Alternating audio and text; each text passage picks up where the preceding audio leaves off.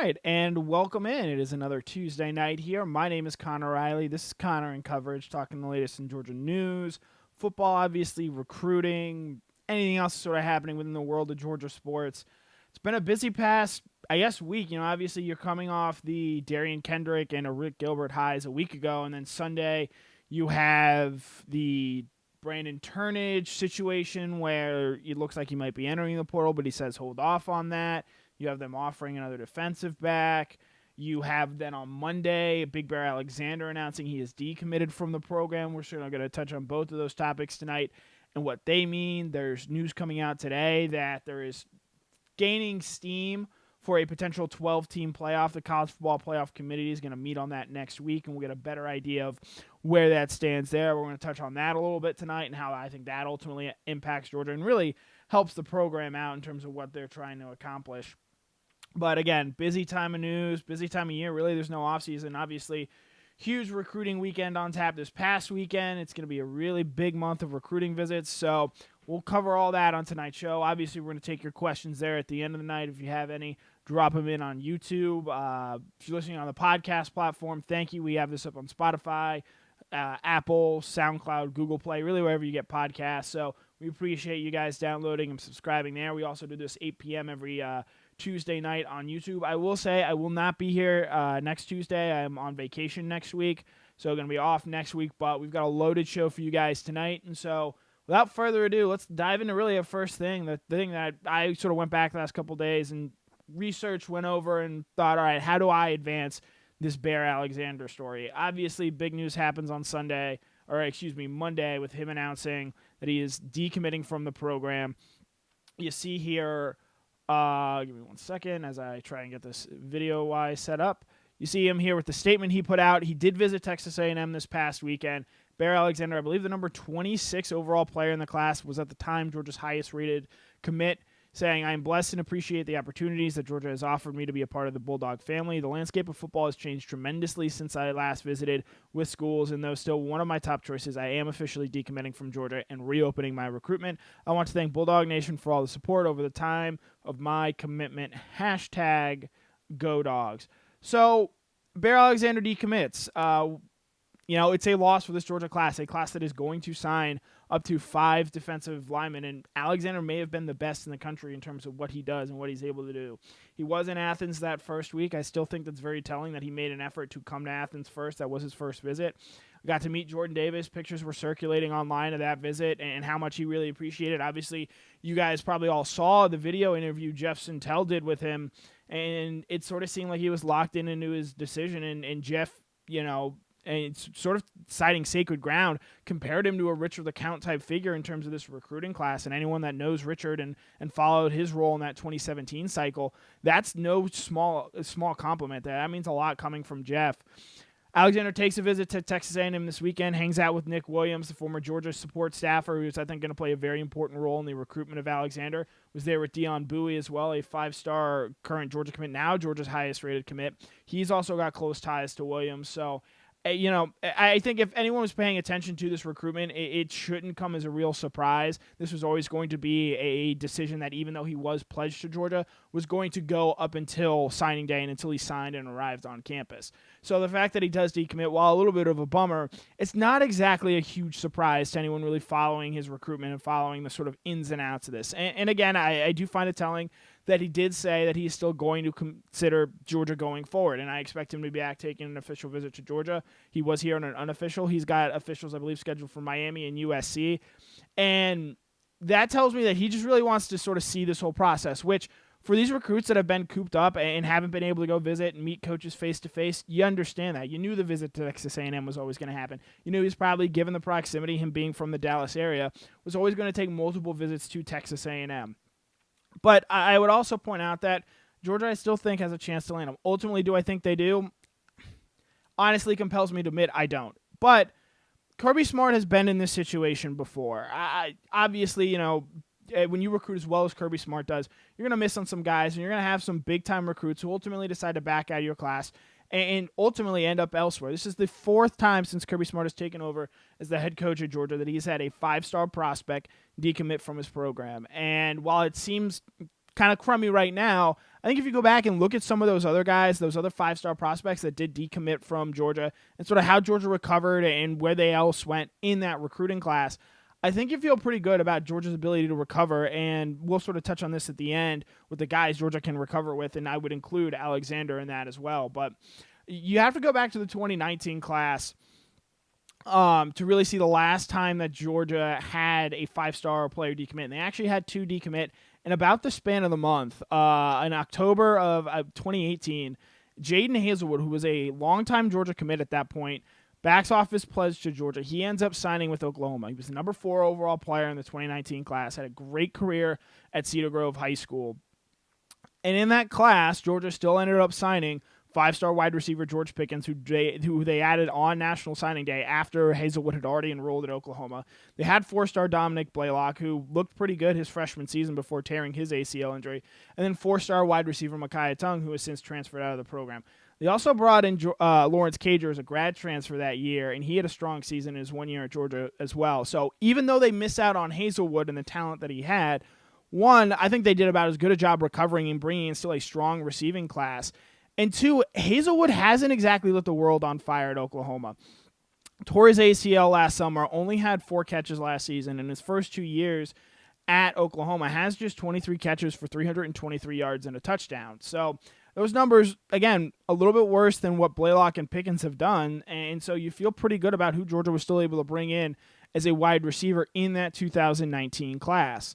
The other guy that decommitted from that 2019 class was a skill position player of the 5-star ilk, and that would be John Emery Jr. Emery Jr.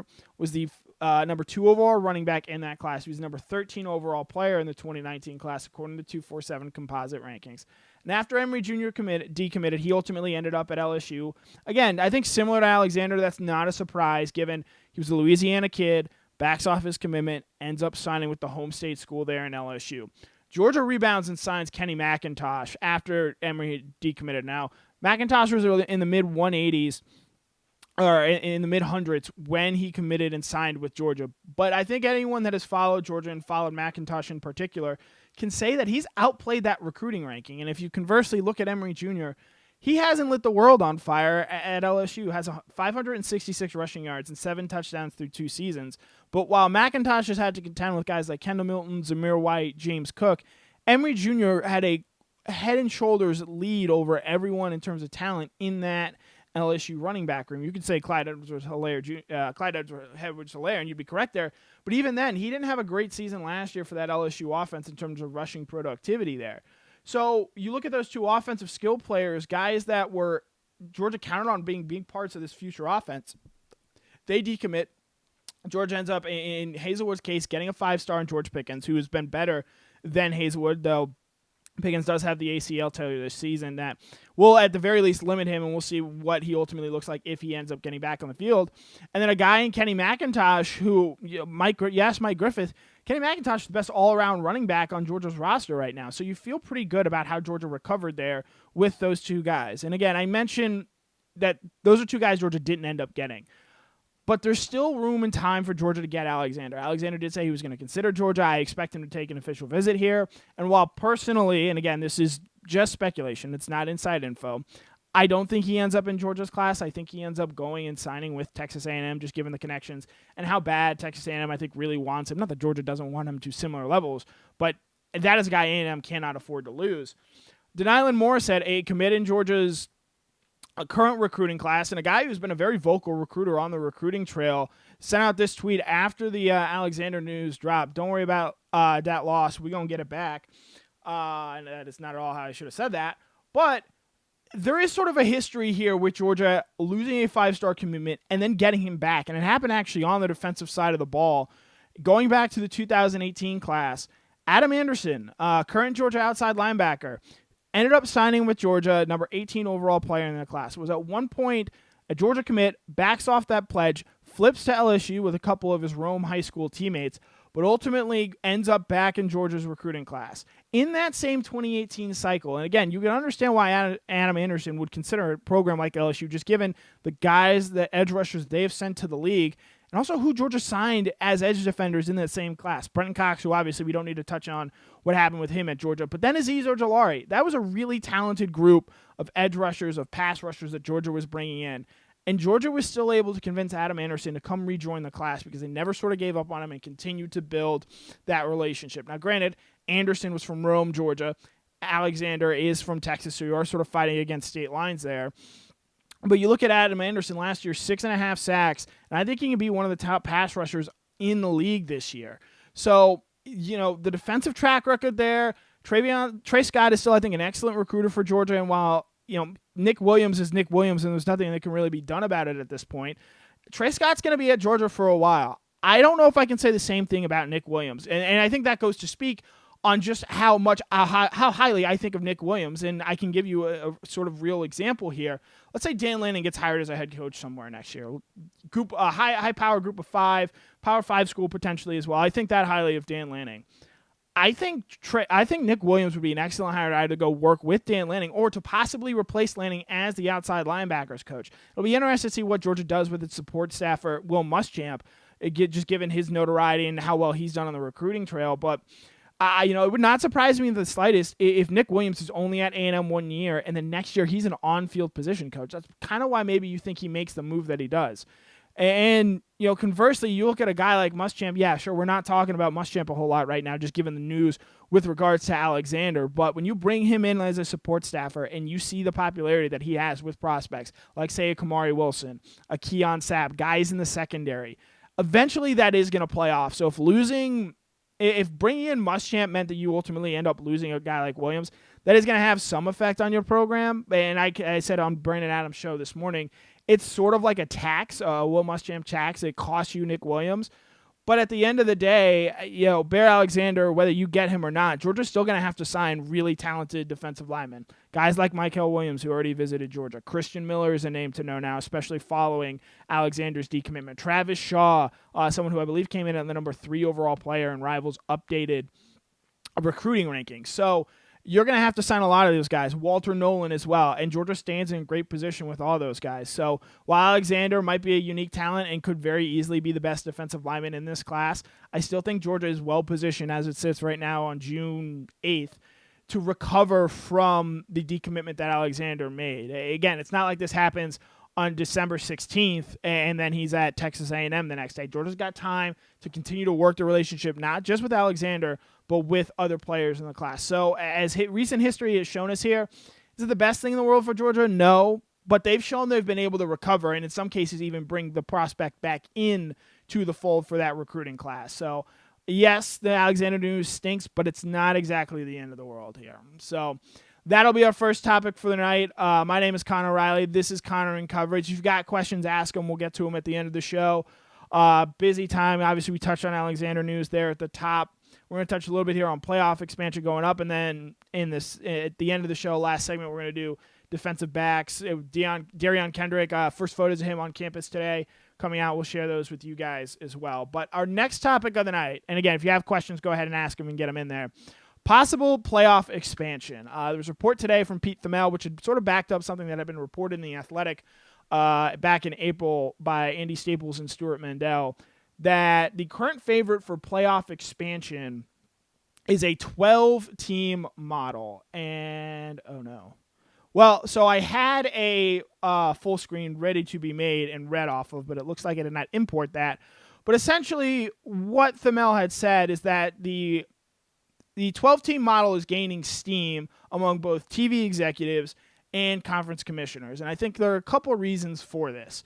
From the TV commissioner side, they just want more playoff teams because that's more inventory. It's more games. It's more ratings, more viewers, more things of that nature. It's a more chance to sell advertisements. It's more. These teams are, yes, the TV networks, ESPN, Fox, they're going to want more games.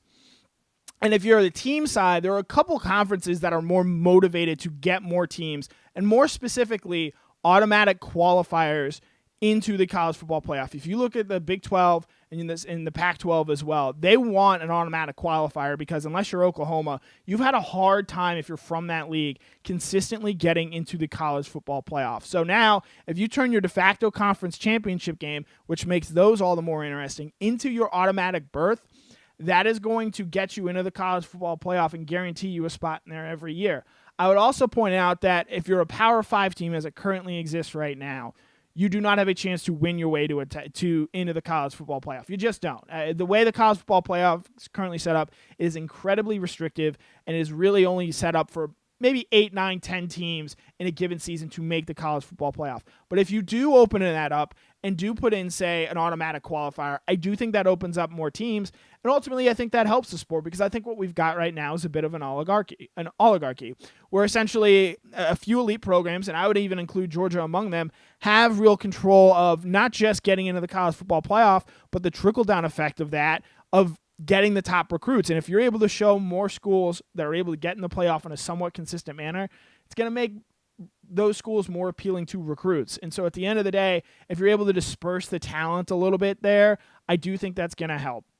Obviously in the SEC as well, and I'll pull up, David Hale had a great screen grab today with some great information. I'm not sure how well you guys can all read this, but sort of what it would look like since 2014 if they had gone to a 12-team expanded league. And really, I mean, obviously those first 2 years when Kirby Smart wasn't at Georgia, Georgia was close in 2014, but nowhere really near the playoff. But if you look at the last couple of years, they would have made it in every season starting back in 2017.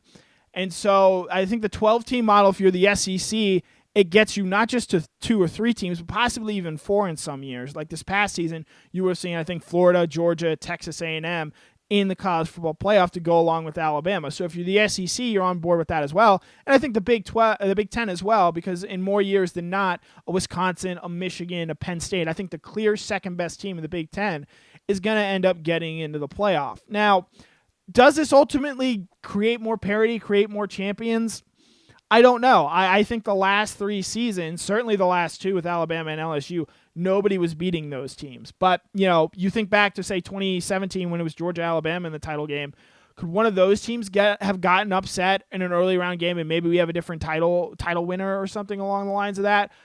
I potentially, and ultimately I think that's the big thing of, you know, the consequences of this, because expansion is inevitable. Whether it be 8 teams or 12 teams, I think that's coming. I would personally go to 12 because, again, I think if you, and I understand there are pros and cons on both sides. If you go to 12, I think you get less bickering and less subjectivity about who should be in the field, and you have a little bit more concrete evidence of, hey, these are the teams we think we should get in, because you're not going to as intensely argue about the 12th or 13th best team compared to, say, the 8th and 9th best team. And I think that these conferences are really going to push for both an automatic qualifier from each Power 5 conference and the highest ranked group of 5 team to get into the college football playoff. Well, as it's currently set up, that doesn't happen. You have 4 wild card berths or 4 at-large berths, so to speak. So if you go to the automatic qualifier route, you have 6 of those, but then you only have 2 sort of at-large berths, and that is going to make things more difficult, I think, even for an SEC program, because for one, more often than not, if you go to an 18 playoff, Notre Dame is going to be in the college football playoff almost every season if they don't have just a bottom feeder year like they did in 2016, because they can maneuver their schedule and set it up in a way where they're playing enough big games but still have the talent and things rolling to where they're going to be one of those at-larges more often than not. And then, I mean, you're really just essentially, in my opinion right now, granting a second SEC team access. And so because of that, sure, that's Georgia some years, but this past year it wouldn't have been. And there are even other years, you think back to 2017, I mean, even if Georgia had lost to Auburn, there's a case to be made that Alabama would have gotten in the playoff over them, even though they won their division and Alabama had not. So I think the 12 team, it reduces the argument, but the counterpoint to that is that it does add games to the schedule. And, you know, again, these are student athletes still. Well, I don't know if they call them student athletes anymore with amateurism, but these guys are still young players. And theoretically, if you're like, say, the 6th seed, as David Hale outlined today, you could end up playing 17 games in addition to the 12-game regular season schedule, the conference title game, and then the 4 possible playoff games. So that is something to be wary of and mindful of. I just think with 12 versus 8, I think it's less arguing over who belongs in the playoff field. I think we get a little bit more parity. You satisfy the TV side with more games, more revenue, more money, more blanking on the word, more inventory. But from that standpoint, I just think 12 is going to be the way to go. You still place value on the top 4 because they'll get bye games, and I think that, or bye weeks, off weeks, so to speak. and that'll play a really big role. I think it's going to increase interest in those conference championship games, because while the SEC one has always had a lot of interest, especially when Georgia seems to be playing in it, because that always sort of functions as a quarterfinal for the college football playoff. If you could replicate that for every conference title, I think that's good for the sport as a whole. Now, is that necessarily what everyone wants? I don't know. Again, I think college football is very much a regional sport, and this idea that you can make it into a national thing, I just think is sort of fool's gold. So we'll see what ultimately ends up happening. This committee, the research for this is set to be presented to the College Football Playoff Committee next week. The current College Football Playoff goes through the 2025-2026 season, and it'll be interesting to see whether or not ESPN is willing to rip up its current contract to renegotiate, redo a new one to get more money now and also expand the playoff from that, or if they're just going to be content to sit on it and wait until the end of the current contract. But again, it's interesting. I think it's fascinating to see how all this is going to play out. Ultimately, I think regardless of whether or not it goes from 8 to 12 or 16, 6 even, I think expansion is good for Georgia, because I think, again, with Nick Saban going to be at Alabama now until 2028, he's not going anywhere. And so, again, more bids, I think, is more bids ultimately for the SEC, which is continuing to be one of the best conferences in this sport. Actually, the best conference in the sport. And so if you're the second best team in the SEC every year, that's going to get you into a college football playoff expanded membership more often than not. So that's our second topic there for tonight. We touched on possible playoff expansion. We looked back at recent 5-stars that decommitted in a similar manner to Bear Alexander. I will point out the Alexander decommitment happened earlier in the cycle than both. Ooh, that's some thunder. So, the usual summer thunderstorms here in Atlanta where it looks sunny one minute and raining the next. Without further ado, we'll move on and make an awkward transition into our final topic of the night. And again, if you guys have questions, go ahead, ask away. We'll get to those at the end of the show here. But our final subject of the day, what Darian Kendrick means to Georgia. If you were paying attention to social media today, you saw an Instagram potentially from Mr. Kendrick himself showing up in Georgia's locker room. I believe this is the first visual evidence that we have that Kendrick is in Athens. Obviously, confirmed that last week he is a member of this Georgia secondary, this Georgia defense now, filling a huge need for the Bulldogs. He's a guy that comes to the program, 23 career starts in his time at Clemson, 39 career games played, has experience that, quite frankly, no one else on this roster has, in the sense that he's played in 3 college football playoff games. And while, yes, he hasn't played great against LSU or Ohio State in the last 2 college football playoff games that he's been in, I don't think that experience is something to be discounted. And then you even spin that forward to that first game against Clemson. Well, yes, he has struggled against elite teams and elite passing offenses. Keely Ringo, Jalen Kimber have 0 career starts. Amir Speed, 0 career starts at that cornerback position. And so Kendrick, in addition to just having knowledge of what guys like E.J. Williams, Justin Ross, Frank Lasden, Joe Nada are going to be able to do, he's played in big games before, and I don't think that's something that can be discounted. And so you bring him in, you bring in a guy like Tyke Smith, you bring back safeties in Lewis Seen and Chris Smith. I think Georgia, what they've really gone out and done this offseason is really raise the ceiling of their defensive backfield. Obviously, it was, I think, the biggest concern back in January. And I think the first game of the season, it still is the biggest concern in my eyes. I still wonder what that floor will be for the first game, because so much of playing in Kirby's defensive backfield, as we saw last year against Florida, it's not just having the skill to match up man-to-man and one-on-one coverage. You have to be able to play on a string with the other defensive backs. When Richard LeCount went out, Georgia didn't have their key communicator back there, and Georgia just got burnt over and over and over again on wheel routes. And so these guys, in addition to having the talent to be able to hang with these wide receivers, they have to be able to communicate and work well with each other. And how that develops over the course of this summer into the fall, I think is going to be really important for this Georgia secondary in that first game against Clemson.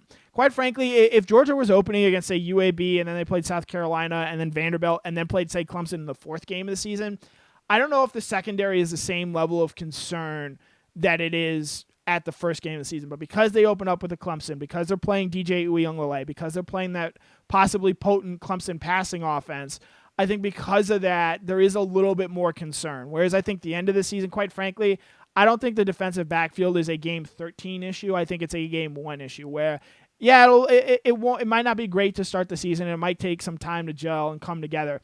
But by the end of the year, I think Kirby Smart is going to like where he has his defensive backfield set up and ready to play. So Kendrick is a guy, has great experience, and was really the one area he does excel in is playing zone coverage. And granted, Clemson doesn't do it a lot, but that's something that Georgia wants to play more of. And I think that might benefit to Kendrick's strengths, just because you're not asking him to go out there and defend stud receivers in one-on-one situations. And so if he's able to bring that zone coverage ability and Georgia's able to use him successfully, I think this can be beneficial to both Kendrick and Georgia, who with Kendrick at Clemson, obviously he has the arrest after he's dismissed, but it sounded like those two parties had just decided that it was better for both of them go their separate ways. And, Dabo Swinney might not love that he's at Georgia, but when he dismissed Kendrick, he had to absolutely know that this was a possibility, that he would end up at a program like Georgia and ultimately playing for the Bulldogs. Kendrick is that talented. There are NFL scouts that think he's a potential first-round draft pick just because of his athleticism alone. So he had to understand that this was something he was going to possibly see. And if you're Georgia, you use this to your benefit. I don't expect him to know the playbook or what Clemson is going to do game plan-wise that first game against Georgia. But I think the biggest thing that he brings, it isn't his high upside or his cover skills. It's just the experience that he has, and he's going to be able to plug in, and you're not going to have to worry about, is this moment too big for him? And so now you go look at that other side and you say, all right, we can bring guys like Keely Ringo and Jalen Kimber and Amir Speed along at a more comfortable rate, or we're just sort of not throwing them into there on the deep end. Now, obviously, you have the Brandon Turnage news that comes out this weekend, where there have been multiple reports, including Dog Nation, have confirmed that he had re-entered the transfer portal. Turnage comes out and says, well, don't believe the rumors just yet. And then shortly after that, they send out an offer. Georgia sends out an offer to Tulsa transfer defensive back Caleb Evans, who had already put out a top 5 of Notre Dame, Missouri, Texas, Texas Tech, and Jackson State. So Georgia's defensive backfield, while bringing in Kendrick, I think does answer the biggest question in terms of where is the experience of that cornerback position. Kirby Smart is not done yet sort of sorting everything out and making this defensive backfield into what he ultimately hopes it to be. He knows he's still probably 1 or 2 pieces away, along with the key developments of guys like Ringo and Kimber over the course of the season. So it was certainly something to follow. I think, if Turnage wants to remain at Georgia and understand what his role is going to be, he'll be here. If he wants to be a pure number 1 starting cornerback option, he's probably going to have to look elsewhere, because I think that's why Georgia brought in Kendrick, to be that guy for this secondary. So again, while Georgia looked great and settled last week, it's not exactly the case with the Brandon Turnage news. And obviously on the recruiting trail, while there's excitement that visits are picking up back again, you had a great offensive haul in taking official visits this weekend with guys like Kojo Intui, Oscar Delp, Branson Robinson, not to mention commits in Denilan Morissette and Gunnar Stockton. Then you have the Alexander decommitment, but it's still an incredibly busy month. Georgia's going to have a huge recruiting opportunity later in this month with a couple of guys from IMG Academy. So busy time around the Georgia program. Thank you guys for tuning in. If you've got questions now, go ahead and post them. We'll start answering that. We've got about 29 minutes here so far. So it looks like Dion Bowies has decommitted from Georgia. So Bowie in I gotta work on the fly here to text Jeff. But yeah, so Dion Bowies has decommitted from Georgia per his Instagram. Of course, right when we're live here. He was in Texas A&M this past weekend. Excuse me. All right, there we go.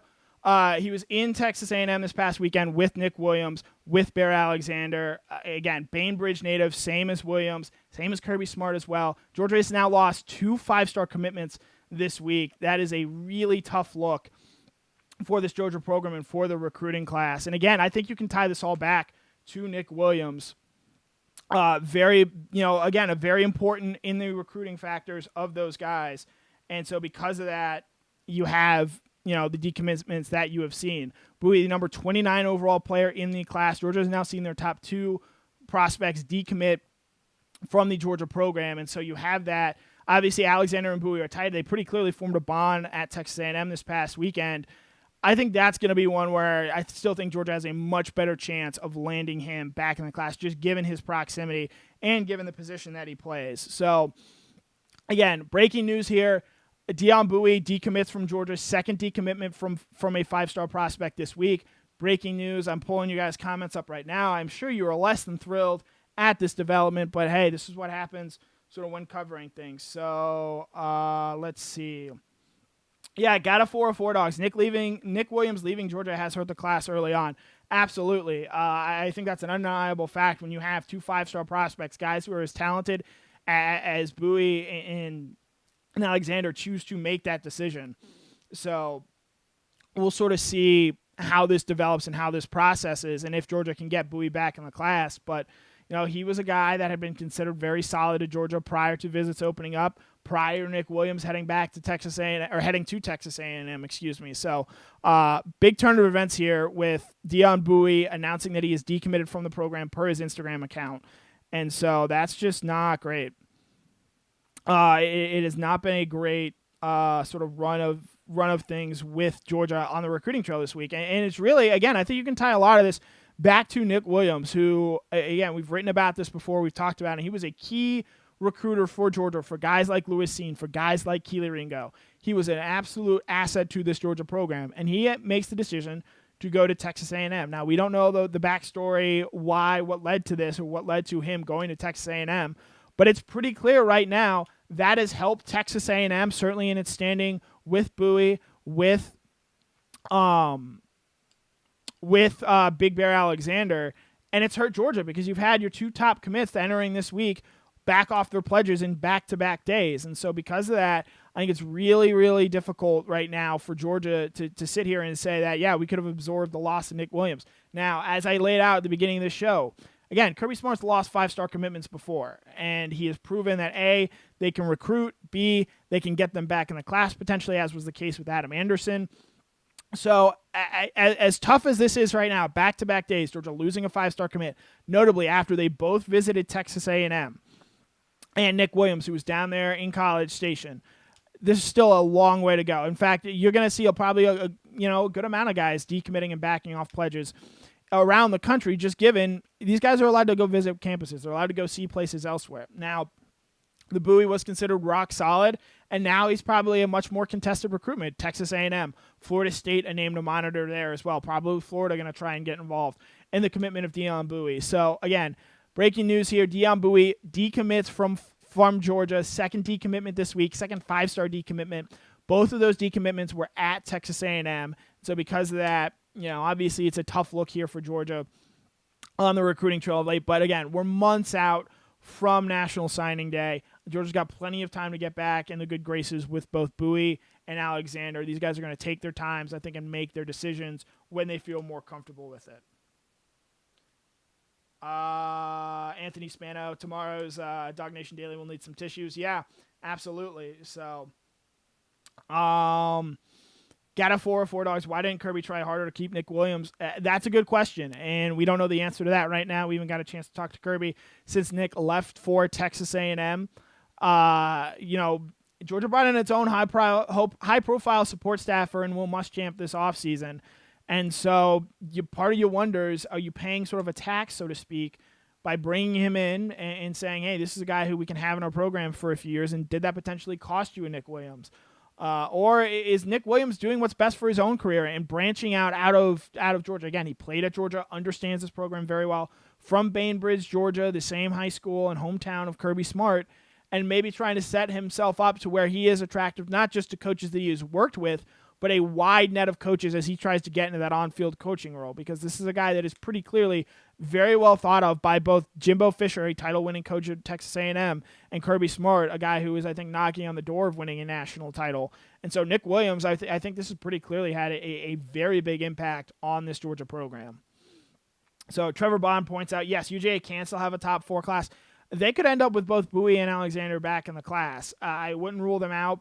But again, I think you can directly point to Nick Williams and the impact that he had on Bowies and Alexander, and sort of say, okay, this is the tax with losing him. This is what that meant. And could Georgia end up with both Alexander and Bowies back in the class? Absolutely. But that's something that we're going to have to wait and see if they're able to do that, or if Williams himself is able to end up and bring these guys into the class. One thing I would say, though, is come December when coaching carousels heat up, would not surprise me in the slightest if Nick Williams is leaving Texas A&M because he's accepted an on-field coaching role somewhere. Could that be possibly at Georgia?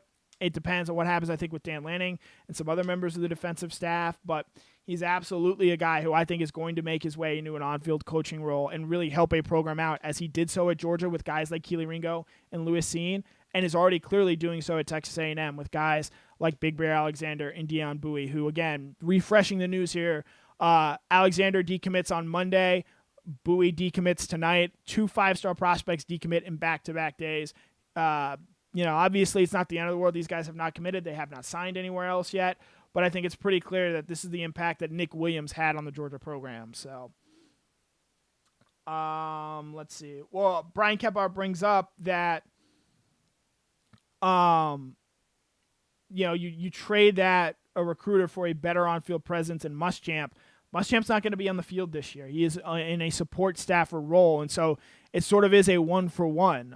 And so because of that, we'll sort of see what role Muschamp ends up having. It will not be as an on-field assistant this year. And again, similar to Williams, it wouldn't surprise me if Muschamp is coaching somewhere else on-field elsewhere come the end of the season. So, it's not a one-for-one trade. They brought in Muschamp and they brought in Williams. I mean, theoretically, Georgia had the money in the positions. They could have kept both Williams and Muschamp. And so why Williams ultimately ended up doing what he's doing, that'll be a question to ask Kirby. And, I doubt he'll get into it, or he almost certainly won't. But again, that's something to pay attention to. Cisco Hurtado, again, yeah, this is a great point. Nothing is final until they sign. It's all about national letter of intent, not NIL.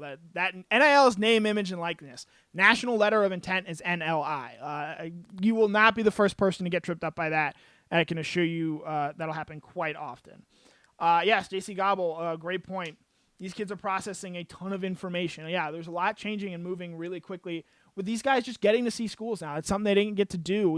A lot of these 2022 prospects hadn't even seen programs. Oscar Delp, for example, who was at Georgia this past weekend, had not seen a college campus in terms of meeting the coaches, getting to see and tour the facilities. So again, it's a lot of newness. It's a lot being thrown at these guys at one time. So you certainly understand why they feel that they would back off those pledges there. But so Big Bear Alexander decommits. You have the news that Dion Bowies has decommitted as well. We'll probably wrap up there. I got to go work now. But again, busy 24 hours for Georgia on the recruiting trail. A lot of stuff. Stay tuned to Dog Nation. You got Jeff Sintellum before the Hedges tomorrow night. I'm sure he'll have you guys scattered, smothered, covered, and chunked with all the latest recruiting news, much deeper and better than I could give it to you. You'll have Brandon Adams Monday through Friday, Dog Nation Daily. You have Mike Griffith with On the Beat. No cover 4 this week, but again, we're going to have a ton of stuff for you guys, content. Obviously, it never stops, as it happened during this show. You see the decommitment of Dion Bowies. So thanks again for tuning in, everyone. My name is Connor Riley. Again, if you're listening on YouTube or watching on YouTube, I should say, we do this 8 p.m. every Tuesday night, except for next Tuesday when I'm on vacation. And then we also have this as a podcast. You can get it on Spotify, Google Play, Apple, SoundCloud, wherever you get them. We'll usually have that up and posted for you early tomorrow morning. So thanks, everyone, for tuning in once again. My name is Connor Riley. This has been Connor in Coverage, and it just goes to show recruiting never stops and it never sleeps.